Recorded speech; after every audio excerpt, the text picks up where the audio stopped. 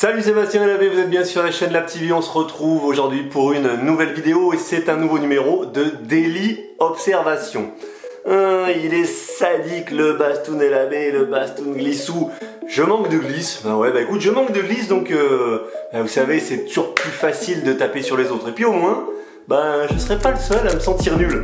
Vous avez vu dans les dernières vidéos mes tentatives de wingsurf, swingsurf ne sont pas au top, je suis encore pas au top en foil, bref, au moins je me défoule sur les autres, c'est facile quand on est derrière un ordinateur de se lâcher sur les autres et de rigoler d'eux. Ah, c'est sûr que c'est plus facile de regarder et de critiquer que de faire.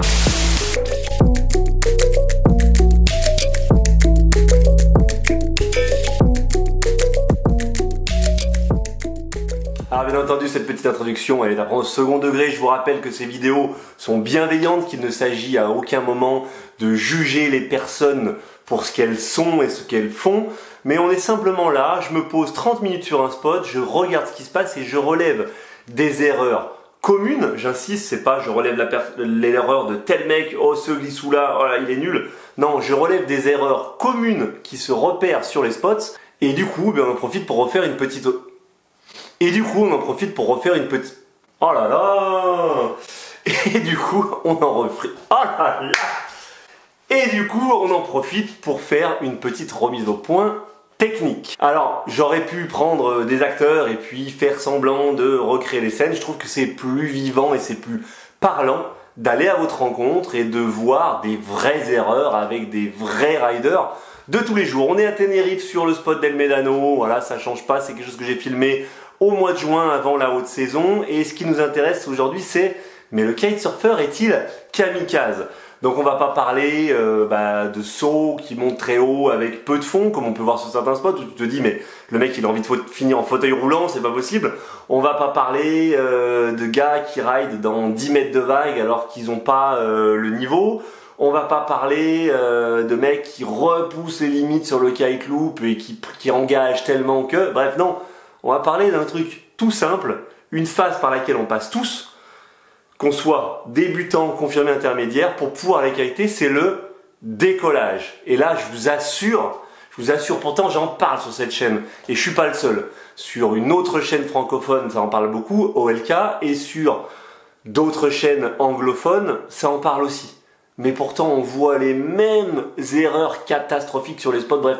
Je vous fais pas plus languir, on regarde pourquoi le kitesurfer est kamikaze et qu'il n'a tout simplement pas peur de la mort. Ah, c'est le seul pilote que je connaisse qui fait totalement confiance aux autres et à son matériel. Alors on commence, petite dédicace pour ceux qui ont regardé la vidéo où je parlais des chiens, où j'avais peur des chiens. On commence, gros panneau interdiction. Et qu'est-ce qu'on voit sur le spot? Interdiction animaux, et on voit un chien qui se balade tranquillement. Et c'est pas le seul animal sur la plage. Il y a aussi de la belette.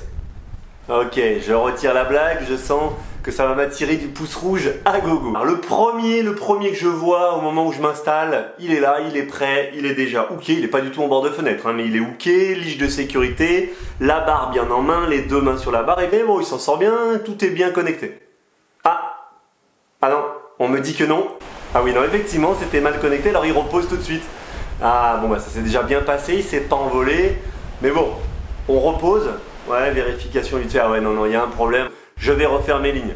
Bon, voilà, déjà ça, il aurait évité de se hooker, il se serait mis en bord de fenêtre, déhooké avec le chicken loop dans la main sans tenir sa barre, il se serait peut-être rendu compte et il aurait peut-être déjà pas décollé une première fois au risque d'avoir un accident. Il s'en sort bien, tout va bien.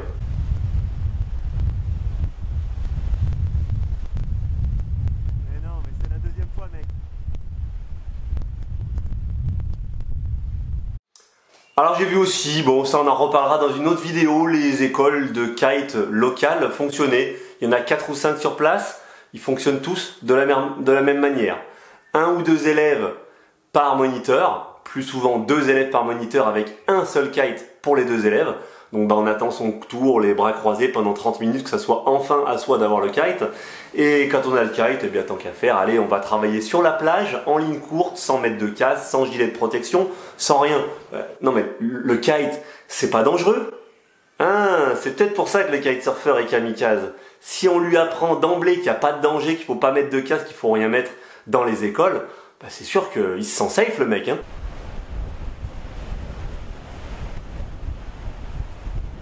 Après, ça c'est un sujet dont on reparlera. Il y a une grosse différence entre apprendre le kitesurf en France et apprendre le kitesurf à l'étranger. Ça fera l'objet d'une vidéo complète là-dessus, on en reparle bientôt. Alors la bonne surprise, c'est qu'au bout de quelques minutes, j'aperçois une rideuse. Mesdames, voilà, elles ne sont pas que des décolleuses sur le spot, référence à la dernière vidéo que je vous ai mis, je vous la remets au-dessus.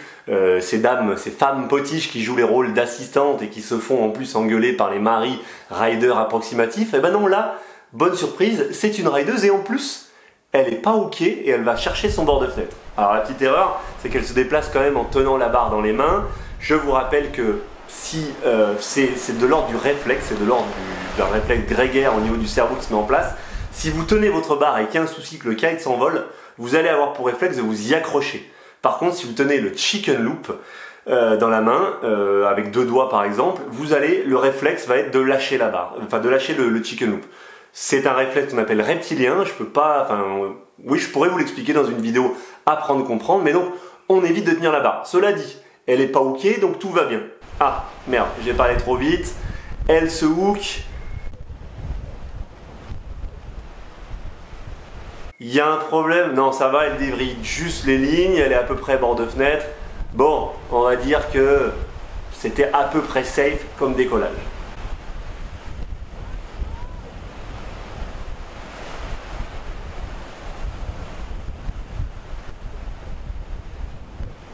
Une autre nana sur le spot. Décidément, ça fait plaisir, beaucoup de nanas.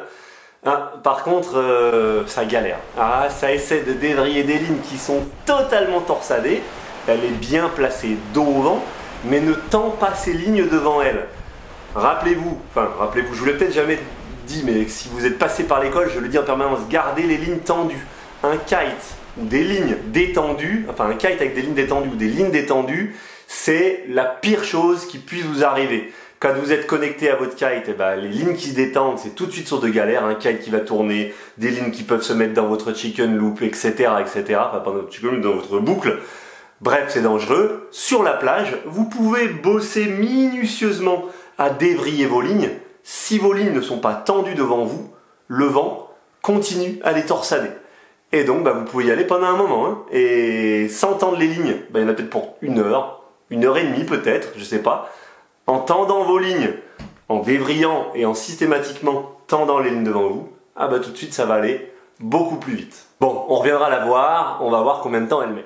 Sur le spot, on voit beaucoup de kites équipés par l'avant. Je vous rappelle, on voit ces lignes au sol, là tendues. Je vous rappelle, si un marcheur passe sans trappe dedans, l'aile étant face au vent, les lignes devant, elle décolle tout de suite pleine fenêtre, instantanément. Il y a le risque que les lignes s'entourent autour de la jambe de la personne, l'embarque, c'est l'accident. Vous connectez par l'arrière, et bien le temps que, même s'il y a quelque chose qui fait décoller le kite il va d'abord décoller, rouler à terre, le temps d'arriver au niveau de la barre, ça fait 30 mètres, enfin 25 mètres. Ensuite, il faut qu'il reparcourt 25 mètres pour arriver là, et à partir de là, il rentre en pleine fenêtre et il se met en tension. Donc 1 à 3 secondes de plus pour réagir, d'où le fait qu'il faille équiper par l'arrière. Je vous ai promis de refaire décollage, équipement de l'aile par l'avant, par l'arrière d'ici peu. Ça arrive sur la chaîne très bientôt. Les tutos peut-être de la semaine ou de la semaine prochaine. On assiste à un posé d'aile un petit peu particulier. Rappelez-vous que quand vous posez l'aile, il faut l'attraper par le bord d'attaque, bien au centre, au niveau de la latte centrale, au niveau de l'endroit où vous dégonflez pour avoir un total contrôle du kite. Que le rider qui pose est censé faire 2-3 pas dans votre direction pour détendre les lignes, que vous faites 2-3 pas dans sa direction pour tendre les lignes, et que comme ça, vous pouvez basculer le kite et le poser flèche face au vent. La flèche, je vous rappelle, c'est en gros la flèche que dessine la latte centrale avec votre bord d'attaque. Elle pointe, elle doit pointer vers le vent quand vous posez ça sur le sable. Un autre gars qui sort de l'eau, et alors là par contre c'est l'indifférence générale.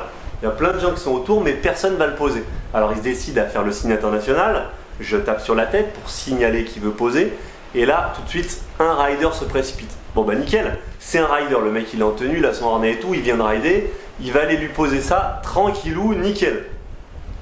Pas si nickel que ça en fait. On vient de dire la flèche face au vent, latte centrale, bord d'attaque face au vent. Là, t'es travers au vent. Bon, voilà, risque pour tout le monde, risque pour lui que ça redécolle, risque pour le rider qui est certainement resté encore hooké, risque pour les gens sur la plage. Il nous fait la même sur le deuxième kite. Bon, super. Pensez à poser vos kites flèche face au vent et à les sécuriser, surtout dans un cas comme celui-ci où il y a au moins 25 nœuds.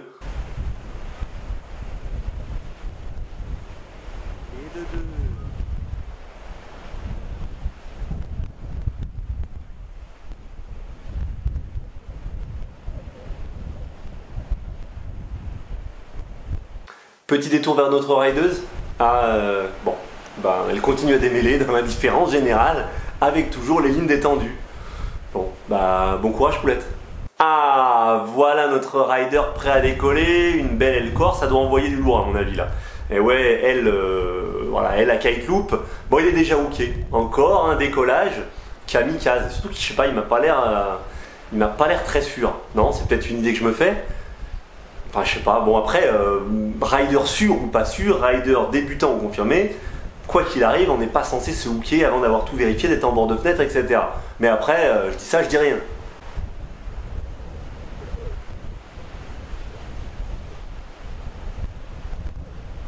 Mais bon, il doit envoyer, il a laissé la combi ouverte derrière, c'est pour laisser aérer un petit peu. Notre rideuse démêleuse a trouvé de galants riders pour l'aider à démêler. Sympa les gars. Par contre, s'il y en a un de vous qui peut tendre les lignes, vous allez gagner beaucoup de temps. Pensez à tendre les lignes. Notre rider, ouais, il était peut-être pas si bon que ça. Peu flippant ce water start. Et les rochers qui s'approchent grandement. Peut-être qu'il aurait fallu partir au vent du spot tout en haut pour s'éloigner des rochers, non? Bon, non, il a de la marge.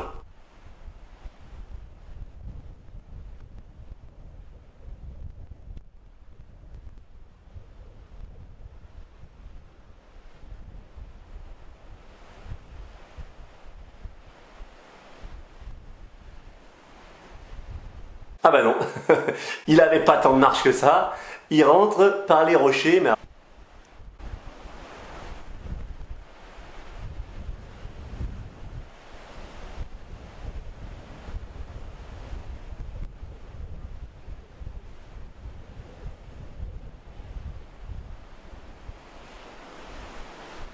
Attendez, où est son kite?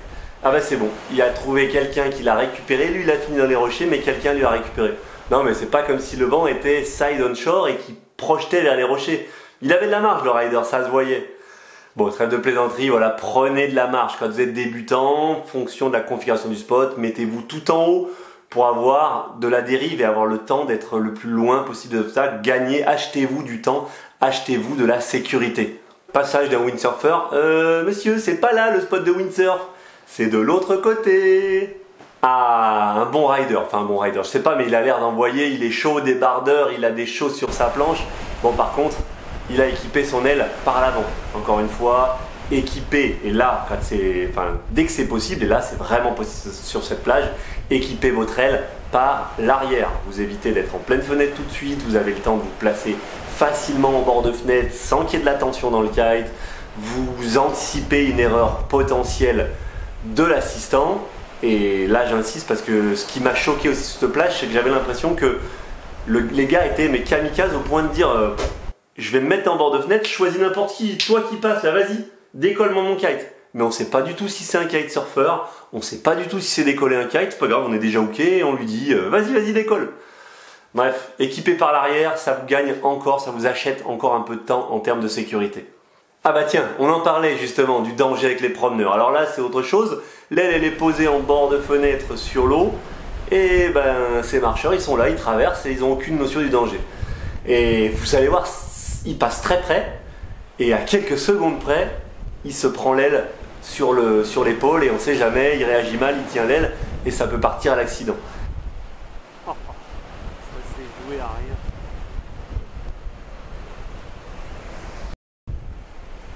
Attention, dès que vous voyez un marcheur qui n'est pas en tenue de kite et que vous avez votre aile basse, remontez-la pour éloigner le danger du marcheur. Et on termine, voilà, encore ce problème de décollage, cette mise en danger d'autrui et de soi-même au décollage, alors que qu'il existe des méthodes simples, une méthode simple pour décoller en sécurité, mais là c'est carrément la totale. Hooké, il n'a pas choisi encore d'assistant, il se déplace dos à son kite, il fait donc dos au kite, il est hooké il tient en plus la barre en main, la planche dans l'autre, comme s'il avait besoin absolument de tenir la planche là, il ne peut pas décoller et ensuite récupérer, non. S'il a besoin de larguer, comment il fait? Il va déjà falloir qu'il lâche la planche avant de larguer l'aile. Ces planches, posez-les-moi au sol, occupez-vous de votre décollage et ensuite occupez-vous de la planche, faites-vous amener la planche, mais laissez-la tranquille, cette planche, elle ne vous sert à rien pour décoller. Bon bref, il trouve un assistant, bon espérons que l'assistant est bon.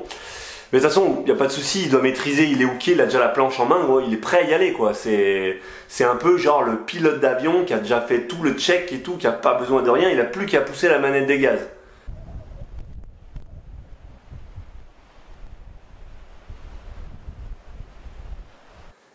Ah non, en fait, visiblement il y a un problème. Bon, eh ben, encore une fois, il a eu chaud, ça s'est bien passé. L'aile décolle, il y a le problème. Tu pars avec, tu te fais exploser. On en voit beaucoup en ce moment au pont-levis. Il y a des rochers juste à côté. Donc, je vous remets la vidéo ici. Je vous la remets en fin et je vous en refais dans les semaines à venir. S'il vous plaît, essayez d'appliquer cette procédure de décollage. Elle vous mettra en sécurité. Elle est facile à appliquer et vous sécurisez vous-même, votre assistant, le spot et la pratique du kitesurf en général. Voilà, bah écoutez, c'est la fin de ce nouveau numéro de Daily Observation. J'espère que ça vous a plu, que ça vous avez éventuellement reconnu des comportements qui se passent sur votre spot et sur lesquels il va falloir qu'on travaille. Il faut qu'on s'y mette tous ensemble. On est, comment dire, on est tous concernés. Voilà, on est tous concernés. Donc je sais que c'est les vacances, je sais que c'est un moment où on a envie de profiter, de relâcher la tension. Mais là-dessus, encore une fois, je reviens sur mon analogie du pilote de ligne, du pilote d'avion. Le pilote d'avion, c'est d'où le mot kamikaze utilisé là aujourd'hui. Le pilote d'avion, hormis s'il décolle dans le but d'aller se cracher, comme le faisaient les kamikazes, il check tout. Et il ne décolle pas un petit peu à l'arrache, comme ça. Un pilote d'avion, ça applique une procédure à la lettre avant de décoller. Eh bien, en tant que kitesurfer, il y a une procédure qui existe, qui est safe. Il faudrait que tous, on l'applique à la lettre pour décoller tranquillement. Bref, allez, life is a beach, alors on se prend pas la tête, on en profite. Je vous dis à très bientôt pour une prochaine vidéo. Ciao les glissous, bye bye.